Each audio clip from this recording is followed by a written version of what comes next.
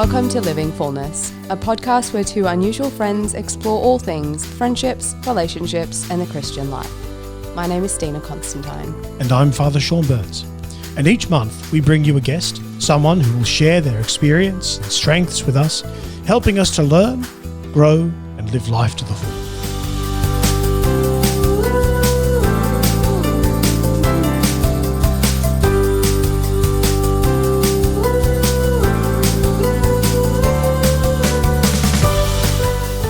Hello and welcome back to this month's episode of Living Fullness, where we sit down with a guest. We're currently working through a 3-part series on truth, beauty and goodness, and we have our final guest on the show today. So Padre, would you like to introduce our guest for us? Absolutely. So we have with us Adam Cooper. Adam Cooper is a lecturer at Catholic Theological College in Melbourne. Before that, he was a lecturer at the John Paul II Institute, and I was fortunate enough to study under him for a couple of subjects, and in particular virtue ethics and natural law, which will sort of very much, I hope, impinge in some way on the what we're about to discuss. He lives in Geelong with his wife Lizzie, and he teaches patristics and theology.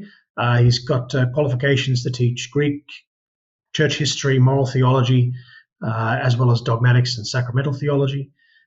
He's published numerous scholarly and popular articles on theology and the Fathers, with a focus on the theology of the body.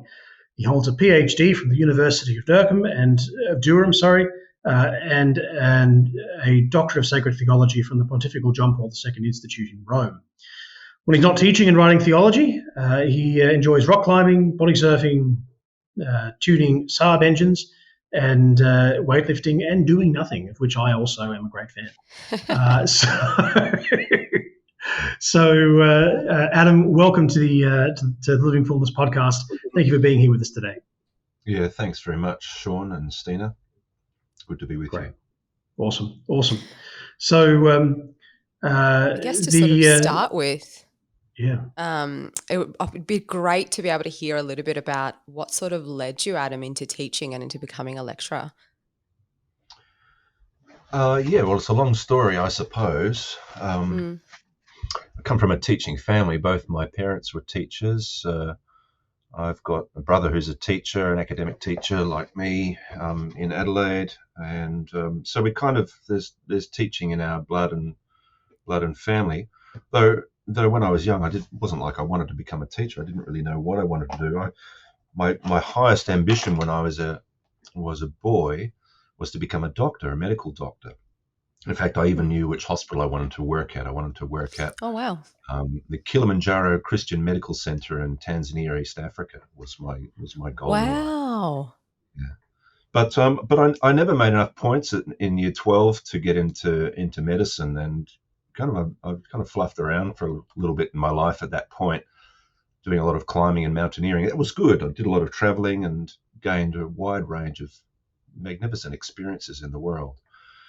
But probably by the time I was sort of 18, 19, 20 or so, I wanted seriously to devote my life to some kind of service to Christ that would make full use of the gifts that he'd given me. And so I started studying theology at that time, part-time, and that led to full-time study. Ended up going to the Lutheran seminary. I was a Lutheran Christian at the time.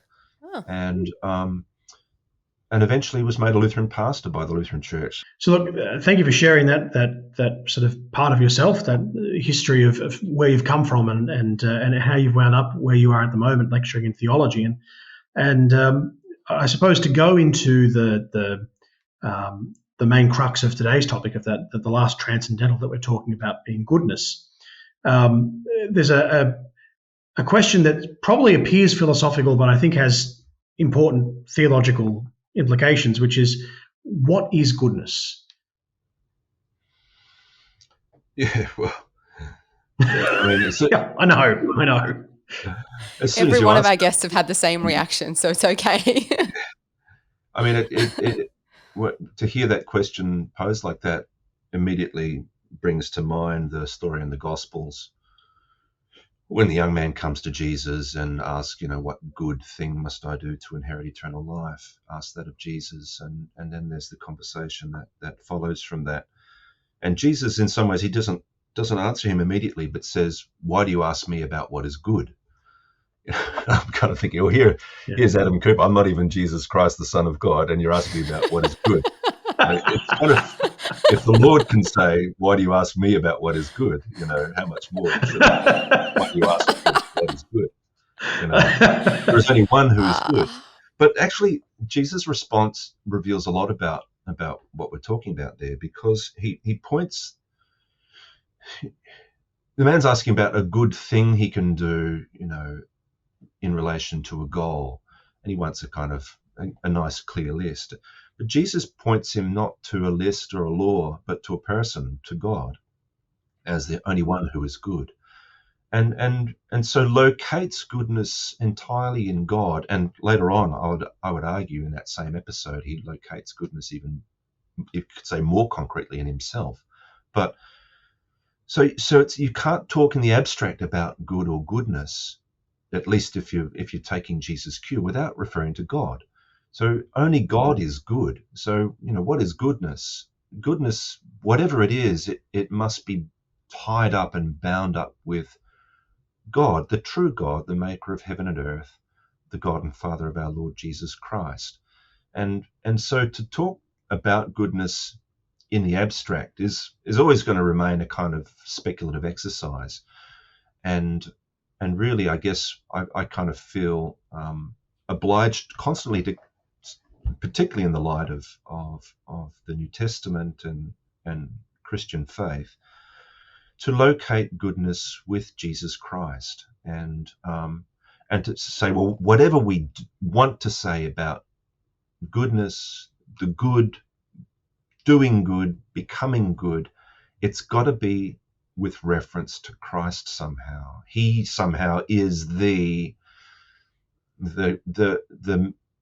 touchstone of goodness, just as he's the touchstone of truth, he's the touchstone of beauty, he's the touchstone of the good, and all goodness is relative to him and to what he wants for us and what he is for us.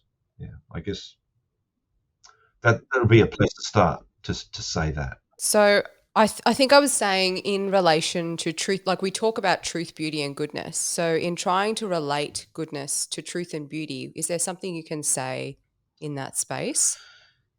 Yeah, well, the truth, beauty, goodness triad is itself. I mean, it's a wonderful vision, if you like. But it's a bit of a construct. It's something that was developed in medieval times, and there was a great interest throughout the development of scholastic teaching and theology to schematize a whole bunch of things in order to help memorize them, help teach them. If you're a teacher, you want to kind of reduce things to a simple kind of amenable form for people to get hold of, something they can remember or something they can visualize. And truth, beauty, goodness seem to be a kind of very natural, if you like, triad of these kind of absolute fundamental, values, or however you might speak of them. And so my thinking about those three is historically bound to the way medieval theology and subsequent theology has kind of reflected on them. And from how I understand it, beauty is kind of like a combination of truth and goodness, and it's kind of like their highest union or fusion, as it were. So truth and good are these fundamental goals towards which we're inclined. As human beings, we want to know the truth, and we're not satisfied until we know the truth of things. We want to love and embrace the good, and in some ways, all our actions driven by the sense that what we're doing at least appears as good, even if we know it's wrong. There is some kind of appearance of goodness in the things that we choose and gravitate towards. And then and beauty somehow is a kind of this fusion or union of truth and goodness into something that is higher and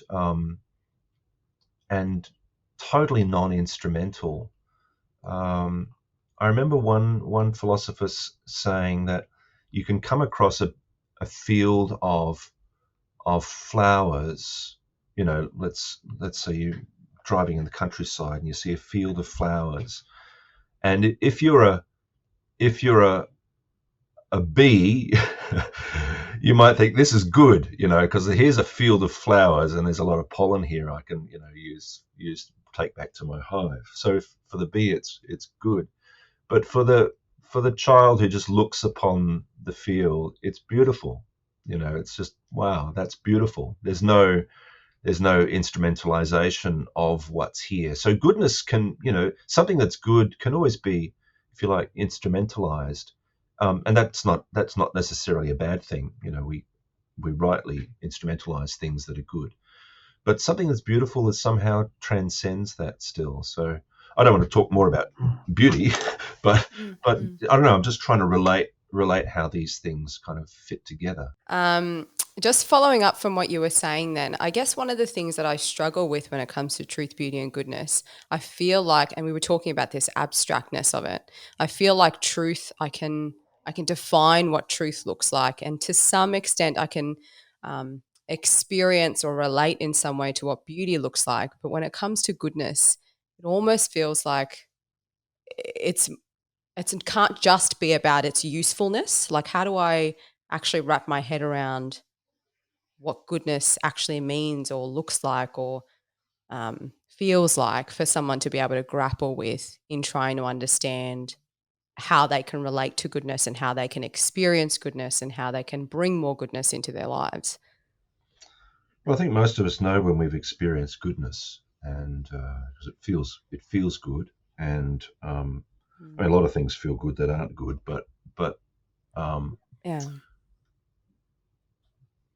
again, I don't think we can explain this except in personal ways, or interpersonal ways and relational ways, and above all, relative to Christ. But that doesn't mean that you have to have an explicit relationship with Christ to experience goodness. I think lots of Mhm. people have experienced goodness in the sense of a kind of an an unmerited or elicited kind action from someone that's kind of, and not just a kind action, but a kind action when I really need it.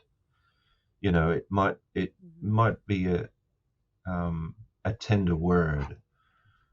It might be somebody going above and beyond the call of duty to do something for you or with you or on your behalf.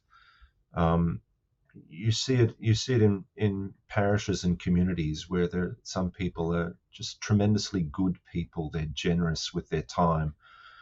They're um, they don't hold grudges. They overlook people's foibles, and they overlook your own foibles. They're tremendously good to you. They're generous. Tell me They're about it. Yeah. generous-hearted people, generously spirited people, and Mm. and I think we can identify with experiences of action toward us by good people. And Mm. if you've been raised in a household where your experience of your mother and father have been good experiences, you've experienced goodness from them in the sense of real care, um, r- real fairness in their treatment of you, real sense of security and safety and support and love for you as a person, no matter what happens to you and no matter what you do.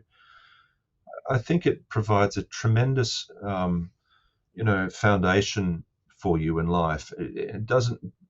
They're not teaching you about goodness with words and in abstract formulations, but they're exemplifying goodness to you in the way they love you. And if that's been absent from the household, I think for a child growing up, there's a big void, a big vacuum, and but people are very hungry for goodness, and unfortunately then that can lead them to look for it in the wrong places. But we hunger and crave the kindness of others, a tender touch, a gentle word, a safe place to be, so we can be ourselves without feeling judged or condemned.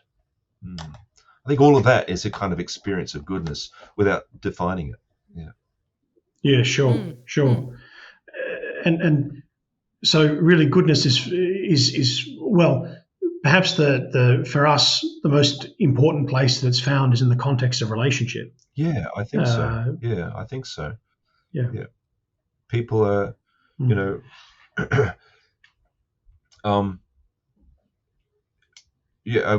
without getting into kind of a deep anthropological conversation, we very often will say that is a remarkably good person. He or she is a remarkably good person. And there's a sense in which by saying that, we're saying we can rely upon them. It's not just the kind of big sort of the big action that sort of astounds everybody, but it's a kind of reliable, quiet goodness that's always there. It's kind of like something you can turn to and count on. Okay. It would be great if we can name such people in our lives and identify them and say, here's an example of a wonderfully good person for me. Yeah, beautiful. Thank you. One of the things that you taught me when I was your student back in 2016, I think it was, was if you want to know the goodness of a man, don't ask what does he do, ask what does he like to do. And I have repeated that to just about every class that I've ever taught. Somehow that's come out in one way or the other, because I think it's not a just brilliant in classes insight. Either. It's a really brilliant insight into our striving for a virtuous action or striving to be virtuous. I think it overcomes a lot of problems, and it helps us to see the source of goodness for who he truly is. So could you talk to that a little bit and kind of expound that for us, your thought process behind that? Yeah, I certainly didn't invent it. I probably was quoting it from someone, so it's not an original Adam Cooper idea. I mean, no, none of them are. But virtue really means excellence in the tradition, in the classical kind of virtue ethics tradition. It means excellence, and or virtuosity even is another way of perhaps translating virtus. I mean, it kind of literally means strength, but it's a bit hard to make sense of what that means in relation to the virtue tradition. But if you think of it as virtuosity, I mean, when I think of virtuosity, I think of a piano player who's become a virtuoso through a long, long time of formation and practice and immersion in his or her art and skill. And so they're tremendously skillful to such an extent that there's no effort involved in their playing beautifully, in their playing well. They just play beautifully. It sort of flows from inside them. They know their way around the keyboard perfectly. I'm talking about a pianist. And we watch someone play like that, and we're moved by the harmony of themselves with their instrument, and then the sound that together they produce. And that's virtuosity, and that's kind of how virtue works too, in that there's a kind of internalization of the good that transforms a person's character, an internal transformation such that there's an entire harmony between themselves and their interests and their energies and what they want to do and the good that they do. So they do good not because they must. They do good not because they're afraid of getting caught if they don't. They're not doing it for some kind of reward, at least not in the sort of immediate sense, like a gratification. There's a bit of a worrying or a concerning trend among some communities of Catholics, particularly, and for Christians generally, for that matter. I think um, that virtue is something that I'm just doing out of duty, or it's something it's kind of Kantian in its expression, very sort of if I like it, if I'm enjoying it, then there's something wrong. If it's and it's sort of, it has to be hard and it has to be difficult, and I mean the acquisition of virtue is generally speaking hard and arduous, but that's not the acquisition of virtue is something is not the exercise of the virtue itself, insofar as one knows when they have the virtue by virtue of what, because of what you've just sort of given to us, is it kind of flows out of them. So yeah, I think it really speaks to an issue that we're finding among some of the young Christian movements at the moment, which is that it's got to be virtue if it's real. It's got to be hard. It's got to be something really difficult. Yeah. Well, I think being a Christian can be very, very hard. Yeah. Faithfulness to Christ, following Him, forgiving one's brethren, 70 times, 7 times, hanging in there in season, out of season, not giving up, fighting the good fight, so to speak, can be tremendously hard. And there's a lot of opposition to being a faithful Christian. And so being a Christian can be difficult, but the difficulty is kind of subsumed within a deeper love in which all difficulties are somehow made bearable and easy. Jesus says, "Come to me, all you who are weary and heavy laden, I will give you rest, for my yoke is easy and my burden is light." The burden Christ lays on our shoulders is, on the one hand, unbearable, because it's a call to follow Him and to die to self and to take up that cross every day. It's unbearable, and yet it's entirely light, because firstly, He's borne the greatest burden, which we can never bear alone, the burden of our sin and our guilt before God. And then the burden that we bear, the light burden comparatively, that we must bear in our journey as Christians, is a burden that's subsumed within love. And love makes things light. Yeah. He's not heavy, He's my brother. Goes the popular song. Yeah. What? But surely it must be heavy to carry Him. No, because I love Him. He's my brother. It's not hard to carry Him. And so often, people want to care for their elderly parents. Sons and daughters want to care for their elderly parents, and the elderly parents say, "No, we don't want to be a burden to you. We don't want to cause you trouble." But Mum, Dad, it's no trouble. I love you. It's not a big sacrifice for me to do this. Yeah. We don't want to cause other people trouble, but when they love you, it's no trouble. Yeah. Yeah. So love really is that which makes doing good easier, Yeah. and it makes being a Christian easier too. And so if you like, it's relative to our love that doing the good is either hard or easy. Jesus speaks of the woman who anointed His feet.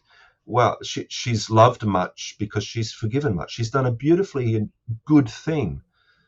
That's because she loves much. And why does she love much? Because she's been forgiven much.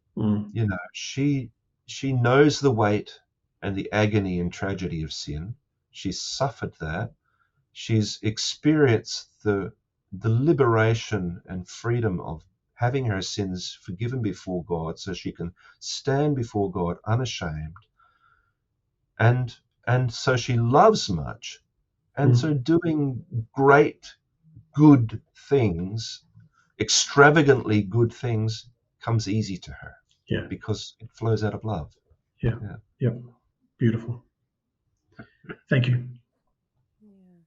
It's an interesting attitude though that sometimes we can take on in relation to what you were saying, the question you were asking, Padre, about this attitude of it needing that we need to experience the depth and hardship of suffering in order for something to be good, in order for it to be virtuous. And yet, as you were saying, Adam, with that, like for me, that attitude then completely forgets the love and mercy of God that we've actually been offered and asked to take up. So, Yeah. I mean, I certainly, there is this Kantian thing that says, that the good consists in doing one's duty, and it kind of almost needs to run against the fundamental inclinations of our nature. I mean, we have to keep in mind too that our nature has been affected by sin, and we carry concupiscence with us in our lives, which arises from sin and propels and leads towards sin. And that's a struggle that we carry to our grave. And so we should never think that um, that we're in a kind of safe and happy place. I've acquired a virtuous disposition towards this or that, or I really feel like a good person. I mean, it's a really dangerous place to be. Um, and I guess if our focus is in the right place, then some of those issues will fade into the background. If our focus is upon myself and have I achieved the right level of goodness or virtue, I think we set ourselves up for a fall. Our eyes should be fixed firmly on Christ, Yeah. And his salvation that he's won for us, the life that he lives for us, the gifts that he pours out upon us richly and wants to pour out upon us more richly than we know, and the power of his word and his teaching, that its effectiveness. And I think with our eyes set on the word of God and on Christ, then this preoccupation with my personal level of virtue kind of becomes a non-issue. Yeah. It doesn't become an obsessive preoccupation, and so I don't rise and fall with how virtuous I am. I rise and fall with how well my eyes are fixed on Christ. Yeah. Yeah. So I think you've actually identified then two extremes for us. Either the extreme of leaving love out of the equation, actually both extremes leave love out of the equation in a way. It's kind of their commonality. But to either focus excessively on one's duty, sort of becoming virtuous on one's own, making it myself, as it were, or alternatively, becoming focused on achieving this particular level of virtue, and thinking that one is safe because of some kind of acquired virtue, which seems rather presumptive in a way. So those two extremes to be avoided of presumption or mere duty. Yeah. I think that's a fair assessment of what we've said so far. I would always be concerned to avoid encouraging people to think about today I want to be good, or today I want to think about some kind of virtue and focus on it too much. I think we need to just attend to the the basic realities of our respective vocations. I mean, I'm a teacher here. I should be diligent with my time. I should be honest in my dealings with my college, with my students, fair and just in the way I treat them. Those are all actually good things, and they might sound fairly mundane. Oh yeah, isn't that all to be taken for granted, but attending to them is my Christian duty and my obligation also as a teacher and a professor. So, and in doing so, I become a good person. I mean, I become good in those areas. I become virtuous, you might say, in those areas.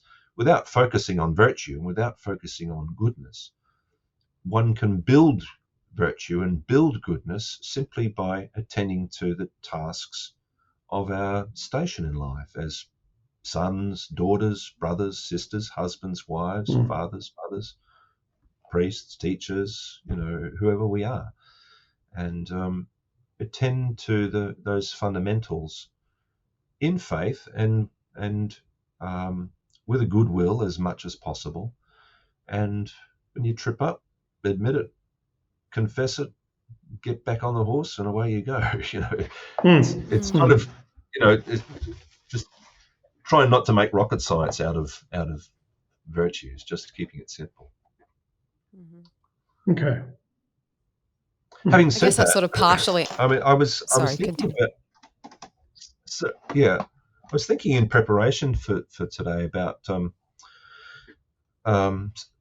stuff I've been reading recently on Dostoevsky, the Russian author, and in some ways his attitude towards the transcendentals was somewhat almost scandalous in the sense that he certainly in his novels he portrays many good characters, deeply good characters, but their acts of goodness are hidden under a life that's a real mess.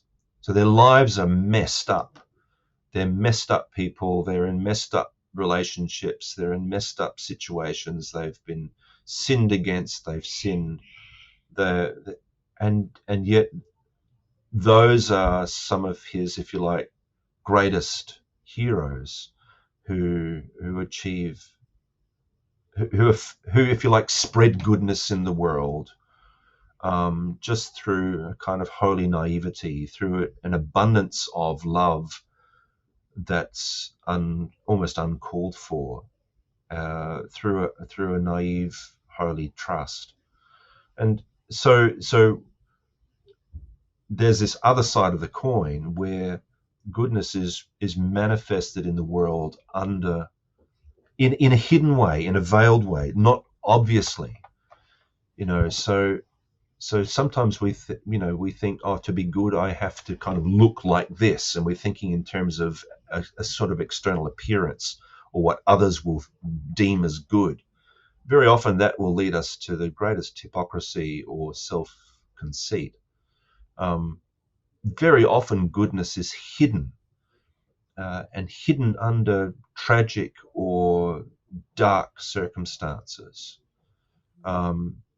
There's a lot of goodness in prisons, and yet prisons are a terrible, terrible world.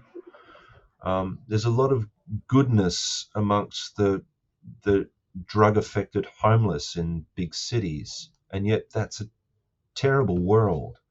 So these are kind of tragic worlds, sub-worlds, and yet they're often infused with acts of extraordinary kindness and goodness. So we shouldn't limit our vision of goodness to a kind of pearly-edged, sort of super clean type of image. And Christ says, I've come to call the sick, not the healthy. And so he eats and drinks with the sinners. That's where Christ is to be found, and very often that's where goodness is to be found. Not that we should emulate sinners, or pursue sin or justify sin, but very often goodness, Christ is found where we least expect him to be. Goodness is often veiled under tremendous darkness, and you kind of think, how can any good come out of this? How often do we say that of a situation we've seen, witnessed, or been in ourselves? And very often goodness does come out of that in one way or another, sometimes only just. But that's the surprise, is goodness is often found where you don't expect it to be. Man, though mortally wounded, is essentially good.